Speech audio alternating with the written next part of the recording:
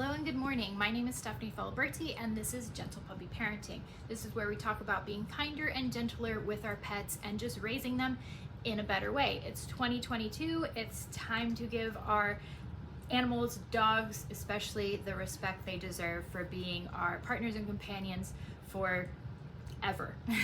So today I have a really great video for you. I'm going to go through a video scene by scene of a marine biologist debunking talking dog buttons. I am not a marine biologist. I am just a person who actively teaches my dog Scout how to use talking buttons. So I feel like there should be another voice on the other side of this argument, pro talking buttons, to give you my thoughts. So ready or not, here we go. Okay, I'm pressing play now. Are you ready? Let's go. The title is "Can Dogs Talk with Buttons? Question mark. A biologist explains! Exclamation point, all caps on explains." I feel like it used to be debunk, or a biologist debunks talking buttons, which she doesn't, so maybe that's why she changed it. This video was only made 4 months ago.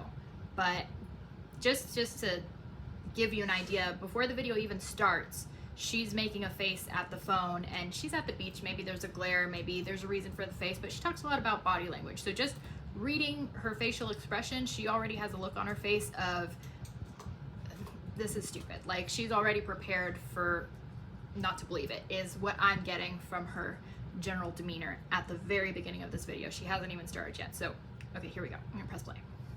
Outside.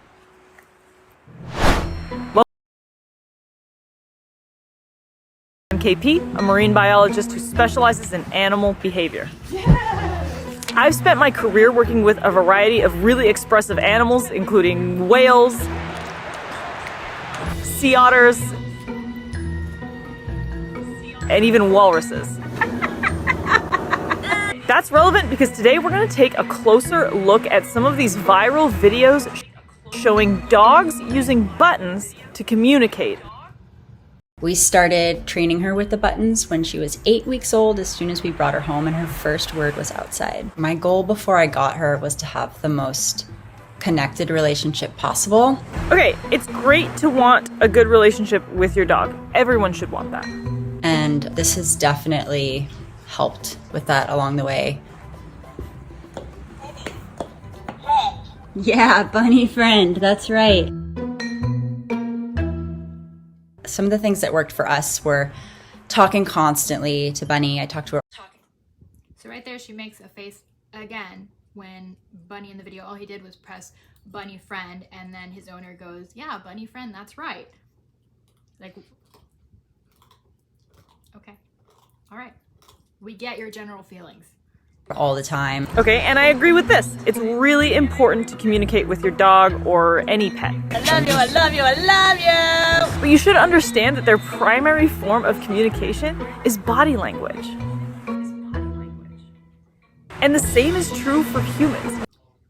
Okay, she says you should understand that their primary form of communication is body language. I feel like most people teaching their dogs how to talk with talking buttons do understand that. They understand that because they train and pay attention to their dogs. It's not easy teaching your dog talking buttons. It's not like an overnight thing. So these people are paying attention to their animals. I definitely pay attention to Scout and his body language. So that's definitely something we realize. You can tell the entire mood of a person based on the way they're holding themselves. And most behavior experts agree that between 70 and 93% of all communication in humans is nonverbal. Just because dogs communicate non-verbally and have, until now, doesn't mean they can't communicate in a different way or learn a different way of communicating. Like, humans can't communicate through, verbal speech until they are taught. If you didn't teach a child how to speak, it would just grunt for the rest of its life, so it's different. It's just a different way of talking. It doesn't in any way negate their body language. I don't ignore his body language and go, "Oh no, you have buttons now. You can speak English. No more of that, tilting your head or sniffing other dogs' butts." Like, no, I still pay attention to his body language. Anyways, you're being silly. Yes, we know their primary way of communication is body language, and we do pay attention to both. Moving on. Agree that between 70 and 93% of all communication in humans is nonverbal. Anyway, this video says that you should always be talking to your pets, and I agree. There's a lot of communication that happens when you talk to your pets, but I think that very little of that is in the actual words that you say. Yes, very little of that is in the actual words that you say. If you don't teach a pet what words mean, they're never gonna learn. You have to teach them. It's just like anything else. If you never teach them to go outside to use the bathroom, they're gonna continue using the bathroom inside. If you don't teach them how to do something differently, they're gonna continue doing things the way they've always done them. So, yeah, I agree, I guess. Thanks, Nick. You wanna do something? Good. For example, if I said, watermelon sugar high, I don't know, the first thing I thought of, you would immediately know that I was excited about something or in general in a good mood, even though that sentence means literally nothing. But if I said the same thing, watermelon sugar high, all of a sudden, those exact same words have a completely different meaning. That's absolutely true. And because of that, I can teach Scout that whatever I want means whatever I want. I could say that watermelon sugar high, which is her example, means breakfast. And forever, every time I say watermelon sugar high, he's gonna be like, yes, breakfast. He's gonna know that he is getting food. That's what training is. I actually call his breakfast num-nums. So every time I say num-nums, he knows, oh, it's time for that. He already ate, so he's not reacting right now, but he's chewing on a bone. When I say bone, he knows what that means because I've taught him what it means.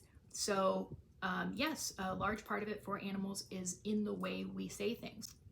Mimed differently, if our tone was different, yes, they would take it to mean different things. So people teach their dogs different words and they have different meanings, and we'll talk about that again in a different part of the video, but let's continue.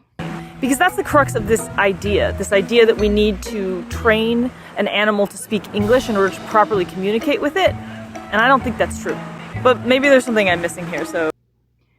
She's saying that the crux behind the idea of talking buttons is that we have to train an animal to speak English in order to properly communicate with it. That's not true at all. The point of talking buttons is to build upon the communication we already have with them. Most people who are doing talking buttons, again, already talk to their dog. They already read their body language. Dogs definitely read our body language, you know, so we already have that. Talking buttons, I feel like it's just been an experiment that's blown up because it's working. You know, there is some reading into it, but when a 2-year-old, which dogs are supposedly have the mind of a 2-year-old, when 2-year-olds string, you know, a series of words together, like watermelon sugar high, as her example was, you don't just blow it off because it's not proper English. You don't just go, okay, when you can talk right, we can have a conversation. No, you have to kind of help them figure out what that means, because yes, a 2-year-old does not have the ability yet to properly string together a sentence, but they learn how to be able to do that by listening to their parents, by being helped to form proper sentence, by people sitting there and going, watermelon sugar high, okay, what could that mean? And helping them form thoughts. So why would we not do that for animals? Get that you think that's just confirmation bias, as she says later in the video, but no, that's not it at all. We're trying to teach them to do something. So yes, we're gonna have to guess to a certain extent because they don't have the full ability that we have, and they probably will never have that full ability, but they're trying, so why not support that? Okay, we're gonna continue. And I don't think that's true, but maybe there's something I'm missing here. So let's dive deeper. 4. Now, happy. 4. More now happy help. More now happy? What else would it take to make you super happy? Okay, I feel like this is a good time to take a minute to talk about confirmation bias, which is a bias that results in the tendency to process and analyze information in such a way that supports one's pre-existing ideas and convictions. Because that's what I think is happening here. And the reason I suspect that we're dealing with confirmation bias is because the dog stepped on the word help. Her owner completely ignored that, treated it like it didn't even happen, yet we're assuming that more now happy is a complete sentence. The dog presses more now happy help, and their owner ignored help to try to figure out what they were saying. Yeah, that's going to happen. It's not confirmation bias, it's us trying to help them make sense of their thoughts, trying to help us understand them. Like there's a gap there and it needs to be filled. And what I specifically wanted to say about this is that nobody knows their pet better than their owner. For example, I saw on Instagram today a cat pressed ride and scoop. And to us, ride and scoop is nonsense. Those two things together mean nothing. It turns out the cat said this because its bowl was about to fall off the counter and it wanted its owner to stop it from falling off the counter. And the reason the owner knows this is because they use, between them and their household, they use ride and scoop in a different way. So we don't know what that means, but because they have, basically they're building their own language, they understand each other. She can recognize ride and scoop and know, oh, we know ride and scoop means to pick something up and your bowl's about to fall off the counter. So yeah, she's gonna put that together. They have their own words for things, and again, there's a communication gap there that needs to be filled in order to make a complete thought. So disagree. That means she is currently happier than she was previously. That's a very complex thought. And I'm not saying that dogs aren't smart, because of course they are. I guess depending on your dog. You know, some dogs do catch on faster than others, but whether they're smart or not, by way of learning commands and talking buttons, they do have emotions, which is also part of it. They feel bad if you leave them locked up all day. They feel happy when their owner returns from a long trip. They have emotions, and actually this has been scientifically proven through scanning dogs' brains with MRI machines. They have done studies to show that dogs do in fact have emotions like humans have emotions, and you can look that up. I believe the scientist's name is Gregory Berns, who has done this study, and he's actually now working with service animal companies to try to predict which animals are going to be better being service animals than others with the MRI study. So, and he's concluded from his studies that since now we know for a fact that animals have emotions like humans have emotions, it's our responsibility to treat them better. So, just gonna leave that there, Miss Scientist. But before you say I am the one with the confirmation bias, full disclosure is that my pre-existing notion was that the dog would be much better at this, and we would actually be talking about the clever Hans effect. But there's more to this video, so maybe I'm wrong. And she is wrong. She says, before you say that I have confirmation bias, I thought that the dog would be a lot better at this, and we would be talking about the clever Hans effect. So the clever Hans effect is a horse that everyone thought was solving math equations and, you know, whatever else kind of brain teasers, puzzles. And then finally a scientist came and studied it, and they found out, that it was actually the horse was reading their owner's body language. He did not know that he was signaling the horse, but in fact he was with his body language. She's saying that means she's not biased, but she's saying, oh, I still thought this wasn't going to be, you know, able to happen. I just thought it wasn't going to be able to happen in a different way. So, nope, still confirmation bias. You're still confirming what you thought at the beginning. Like I noted in her body language, she thought it was silly from the beginning, and she still thinks it's silly now. So, but let's move on. Let's see. That your learner is used to hearing you speak a lot, used to words. Try to pick words that your learner is already familiar with before you add them to the board. I'm also confused about why we're calling dogs the learner. Almost as if calling them a dog or a pet is some kind of insult? No, calling them a dog or pet is not some kind of insult. I believe calling them a learner comes from the brand Fluent Pet, which it's definitely very expensive. I don't know if it's the #1 talking buttons brand, but they do have a community that discusses talking buttons of a bunch of what they call learners, which is your pet that's learning the talking buttons. I think it's just a branding thing. I don't think it's, you know, any kind of diss to dogs. Do people still say that? Showing my age. Okay, let's just move on. But that explains that. I would also recommend not having a treat or eat button. It can be overstimulating for them. Okay. You just ate dinner. Honestly, this is a big red flag for me as a scientist, and animal behavior is very much a science. A huge part of science is recognizing when an experiment is not working.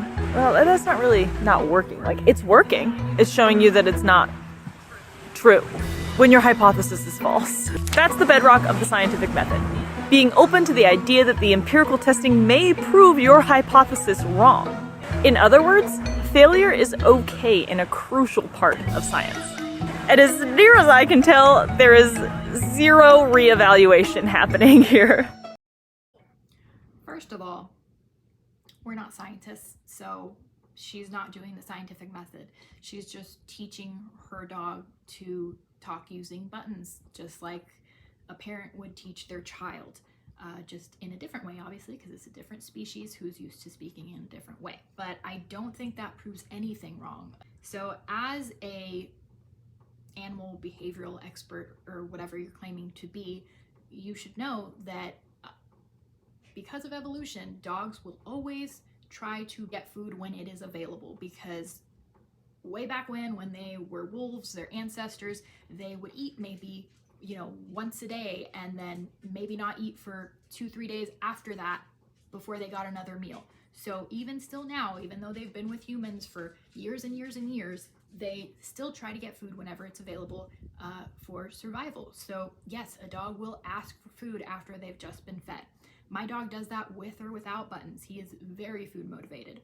So no, that's just good parenting, whether it's human parenting or dog parenting. I'm not going to continue feeding my child when I know that he's already been fed.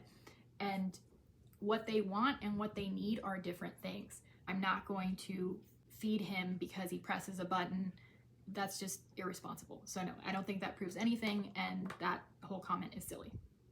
I would also recommend not having a treat or eat. The dog mashes the hungry button, and the owner responds, "You just ate." You just ate dinner. If the dog did the exact same thing and mashed the hungry button at dinner time, the owner's assumption would be, "Oh my gosh, he totally gets it. He understands the word hungry." So no matter what, the assumption is that the dog understands the word hungry, and in the first instance is just trying to manipulate the owner for more food. My observation is that the dogs have learned to push buttons in order to get the attention that they desire from their owners. And it doesn't really matter what button it is.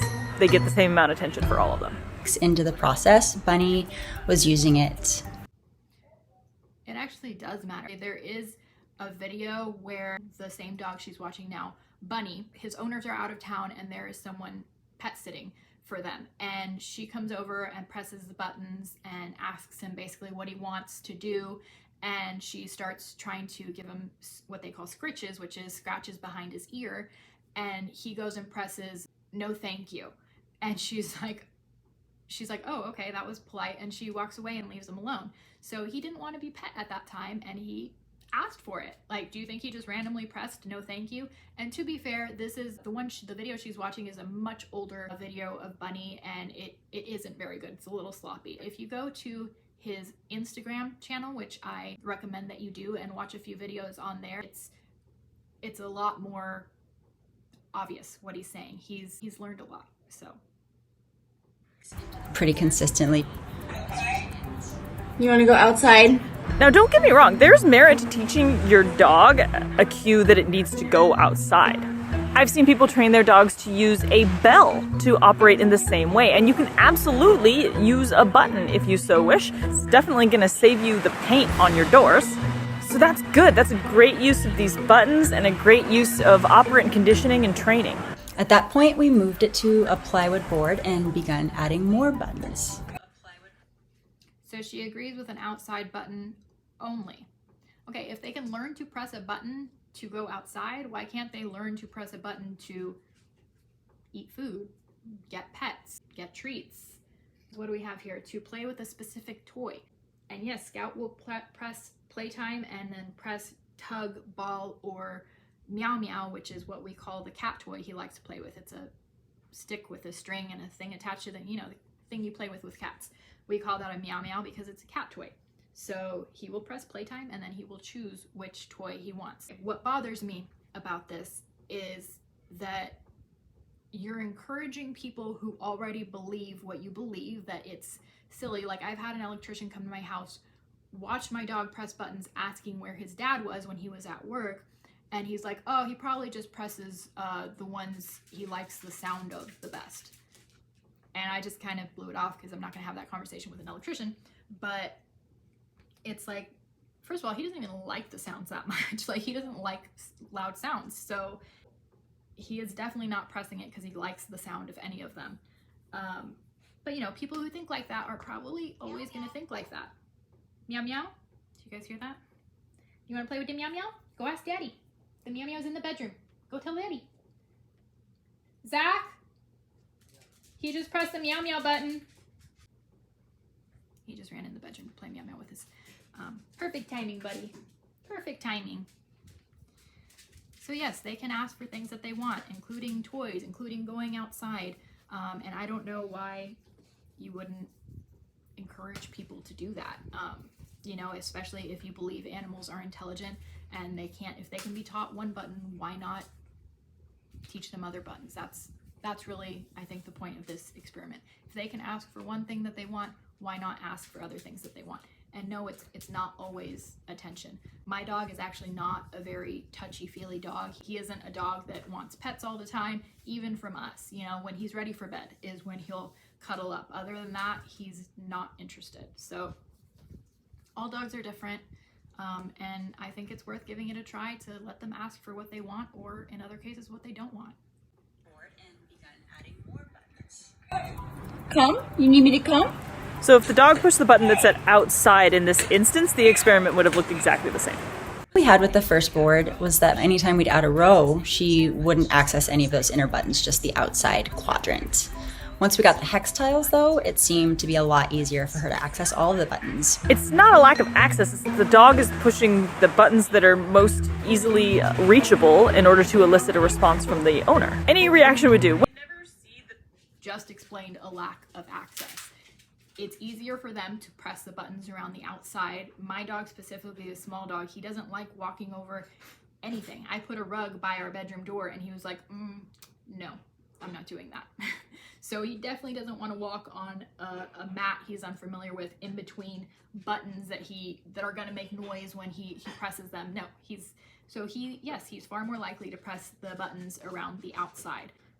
Basically what she's arguing is that dogs are pressing whatever button just to get the owner's attention. It's the same concept that you were agreeing with for the outside button. They press the outside button to let us know that they have to go outside. And why can't they press a button to let us know they want a treat, or they want a toy, or they want to go to the park and play with their friends? There are lots of different buttons for lots of different things.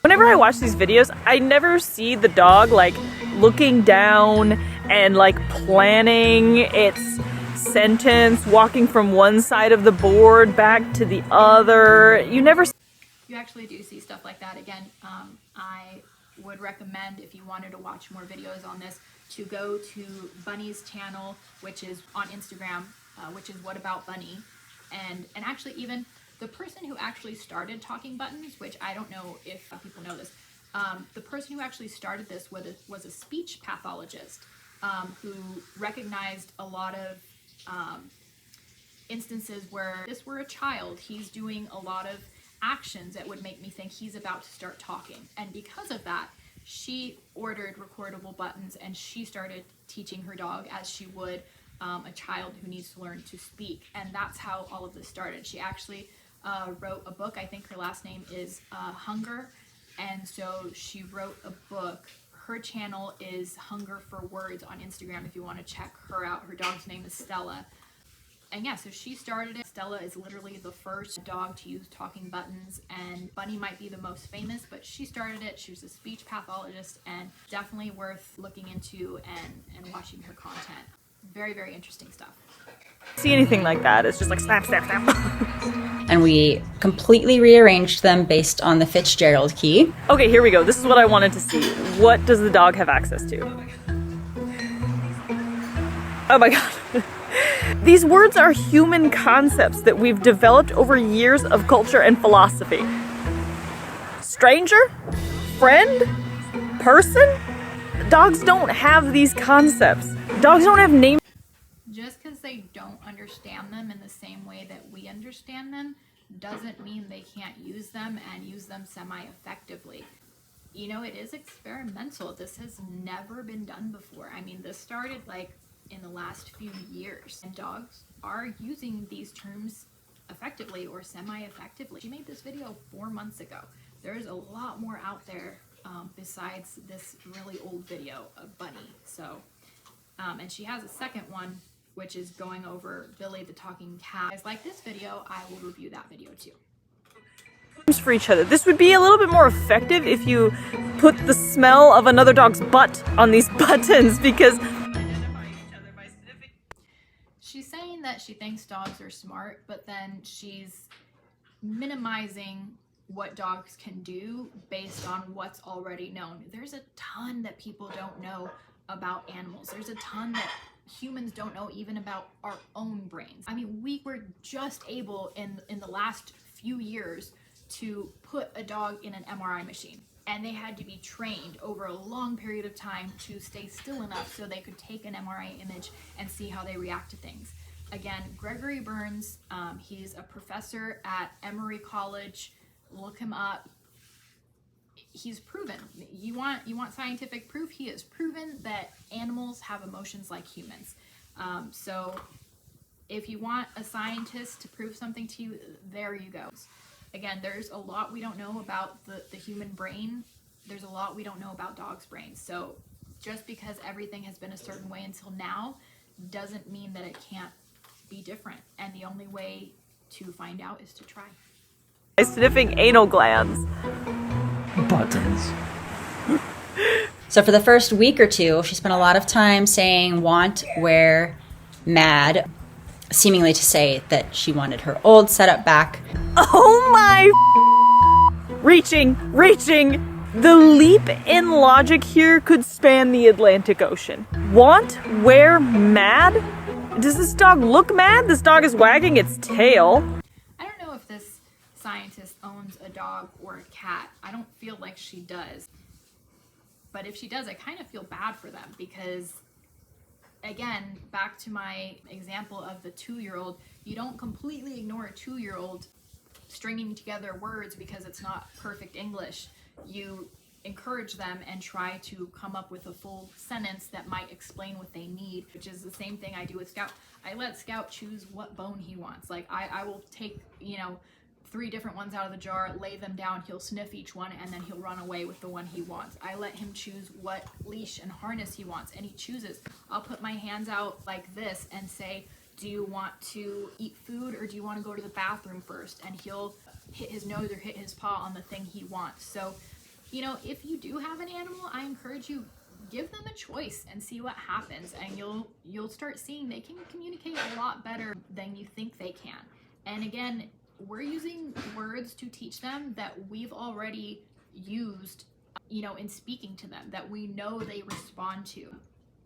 So we're not just like pulling words out of the air and going, I know you've never heard this anymore, but good luck. There is a system. Want, where, mad, and you assume that the dog wants the old buttons back. Wow. This goes back to what I said about failing the scientific method. No matter what happens, the owner believes that the dog is intentionally communicating. Not just words, cognitive, complex, emotional messages. The evidence simply does not support that. I don't think there's any evidence that could come out that could convince this girl that this is a worthwhile thing to do, because she was so set against it from the beginning. And I mean, it's obvious by the fact that she doesn't even know where the term learner comes from, that she's just watching a video. She didn't do any kind of research on this, which is disappointing, because why turn people against something, against an idea that it just seems like you've put so little thought into?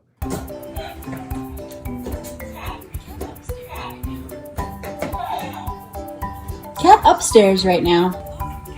You want to go look for the cat upstairs? Look, cat, play, sound. This should be a direct example that the dog is not using the buttons to formulate sentences. The cat's upstairs. Cat upstairs right now. What about the word sound? Okay, now she said the same point like 3 or 4 times. When a 2-year-old strings words together, you have to help them form a sentence. That is how they learn. This idea that the dog wants to find the cat, which I feel like it would just go find the cat. Which I feel like it would just go find the cat. Oh, and again, to my point, nobody knows an animal better than their owner. I can guess more accurately what Scout wants or needs when he's asking for something than some random person off the street, because I know how he normally behaves. I know his day-to-day schedule, which an animal behaviorist should know. Dogs love routine, love schedule. It's very important to them. So I know my dog's routine. I know, how he normally acts. So, when he needs something, I can narrow it down to 2 or 3 things, or even guess completely right.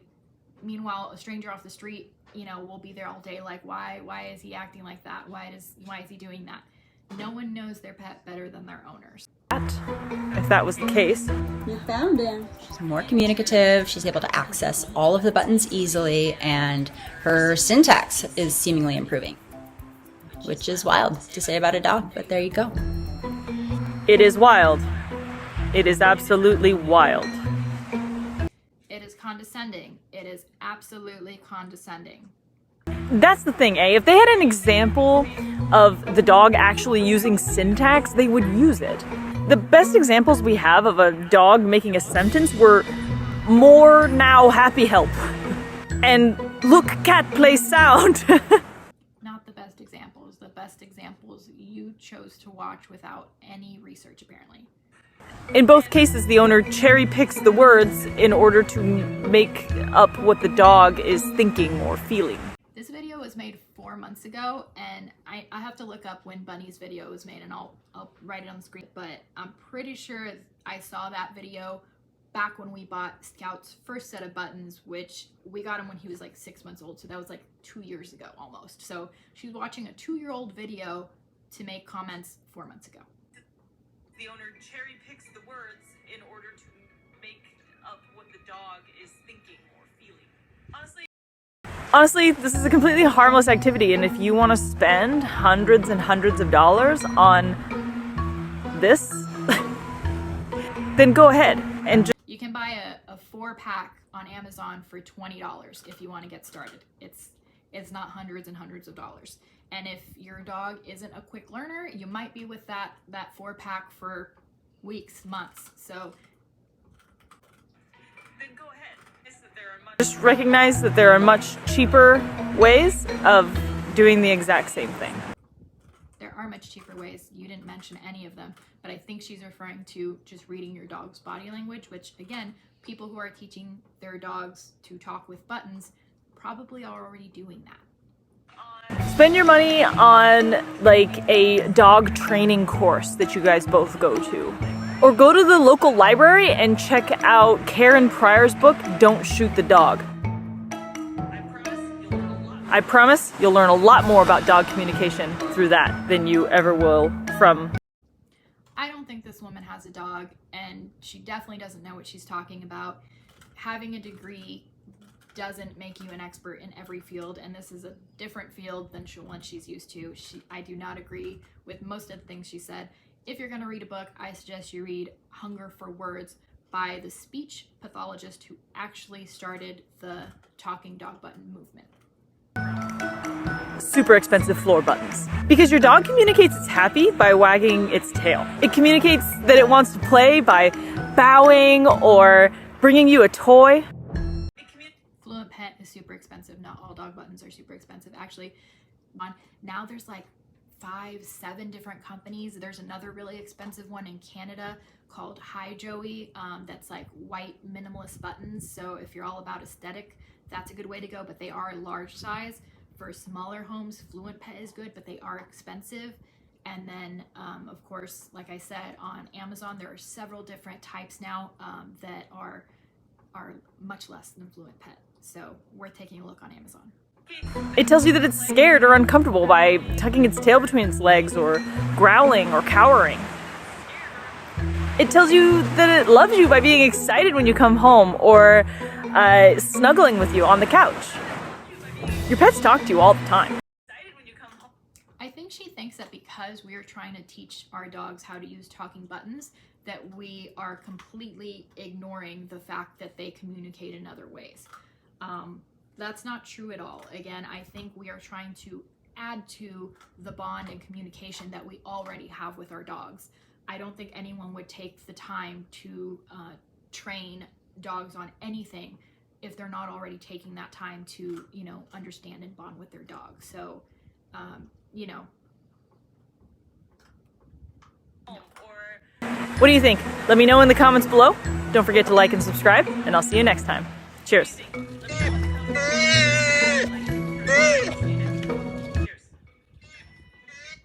I disagree. That's how I feel. I disagree. No good points. I don't believe this woman has a dog or an animal. If she does, I recommend that she look further into this subject and maybe give her dog an opportunity to try something different. Body language is awesome. Absolutely pay attention to that. Talking buttons is just a way to expand on that. And honestly, it's really fun watching your dog learn something new. Scout goes to training. He goes on nature hikes. He goes to the beach. This is just another enrichment tool to make his life better and get his mind working, because just as important as physical activity, so is mental stimulation. So I encourage you guys to try it. There are so many different avenues now to try it and check it out that are inexpensive. Even if you just want to go into a group chat and hear from people who are doing it, or follow those Instagram pages, which I will have listed in the descriptions. Well, this was Gentle Puppy Parenting. I hope you enjoyed this. If you did, give me a thumbs up, subscribe, leave me a comment, and I would happily do a video on her second video that she made on Billy the talking cat. It'll be fun. So thanks for watching, guys. I'll see you soon.